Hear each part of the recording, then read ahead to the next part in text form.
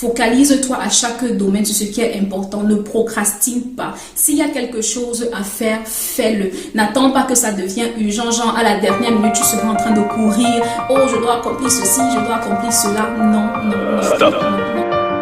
Ma vie doit compter. Il est temps de faire une pause et de s'arrêter.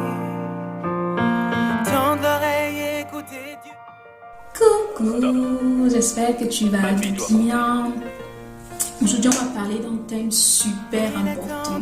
On va parler du temps, on va parler de comment gérer son temps. Aujourd'hui, je vais partager avec toi 3 astuces qui me permettent de bien gérer mon temps. Et si c'est que tu es capable de bien gérer ton temps, la vérité est que tu pourras accomplir plus de trucs, tu seras plus productif et tu pourras atteindre tes objectifs. Donc, la première chose que je veux partager avec toi et que j'applique dans ma vie, c'est planifie, planifie, planifie. On ne peut pas dire cela assez. La planification, véritablement, c'est une clé de Donc, je t'explique. Dans planification, pour moi, il y a 4 leviers de planification. Le premier levier de planification, c'est planifie tes années. Planifie ton année. Prends la peine au début de l'année de t'asseoir et de te demander qu'est-ce que je veux accomplir pour cette année. Yeah? Le deuxième levier de planification, c'est prendre la peine de planifier tes mois par rapport à ce que tu t'étais dit, par rapport à ce que tu t'es dit que tu vas accomplir pendant l'année.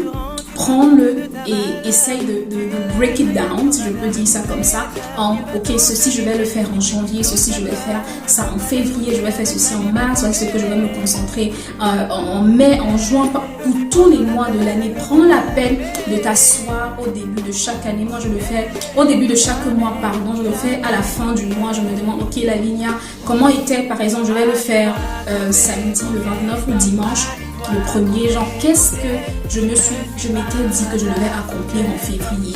Et je prends l'agenda que je me suis acheté cette année et just schön, est tellement bien schön, ça veut dire voilà, c'est beau, c'est bien. Parce qu'il y a vraiment une page dans cet agenda qui me donne l'opportunité de planifier mon mois. Et par rapport à ce que j'ai écrit là-bas, je peux regarder si j'ai avancé, je peux regarder si je suis en arrière, je peux véritablement faire un check-up. Je crois que c'est tellement important de prendre la peine de faire une pause et de voir où est-ce qu'on en est par rapport à ce qu'on s'est demandé de faire. Le troisième levier de planification, c'est planifie tes semaines. Par rapport à ce que tu t'es fixé pour le mois, prends la peine de planifier cette chose ou bien d'encore casser, en fait, d'encore rendre cela en plus petits morceaux, je vais dire, que tu pourras avaler, que tu pourras travailler au courant de ta semaine, au courant de chacune de tes semaines. Et le quatrième, pour terminer, le sujet de la planification, c'est planifie tes journées. Ne commence pas la journée sans avoir déterminé ce que tu veux accomplir pour cette journée, sans avoir au préalable pris la peine de planifier ta journée. Moi, ce que j'aime bien faire, c'est tous les dimanches soirs, je planifie ma semaine. J'écris véritablement dans mon agenda ce que j'aimerais atteindre pour chaque journée. Donc, je planifie ma semaine et en planifiant ma semaine, ça me permet aussi de planifier mes journées, de déterminer ce que je veux atteindre pour chacune de mes journées. Et la deuxième astuce que je veux partager avec toi, c'est apprends tout simplement à dire non. Parce que les gens vont toujours te solliciter, les gens vont toujours vouloir que tu fasses quelque chose pour eux, que tu aides à faire quelque chose. Je ne suis pas en train de dire que tu dois devenir méchant ou méchante, non.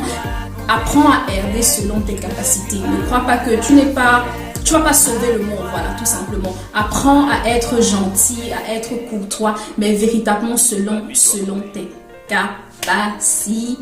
Selon tes capacités. Oui. Et la troisième chose que je veux partager avec toi aujourd'hui, c'est apprends à différencier l'urgence de l'important. Yeah? Focalise-toi sur ce qui est important. Et quand tu vas te focaliser sur ce qui est important, tu verras que ce qui est urgent dans ta vie va diminuer. Focalise-toi à chaque domaine sur ce qui est important. Ne procrastine pas. S'il y a quelque chose à faire, fais-le. N'attends pas que ça devienne urgent, genre à la dernière minute, tu seras en train de courir. Oh, je dois accomplir ceci, je dois accomplir cela. Non, non, non, non, non, non. Focalise-toi véritablement sur ce qui est important et ce qui est urgent dans ta vie va diminuer. Vraiment, sur ce, je te souhaite de passer une agréable journée. Prends soin de toi et reste connecté surtout. Abonne-toi sur notre page Facebook. Tu ne peux pas l'écouter avec la Bible fermée.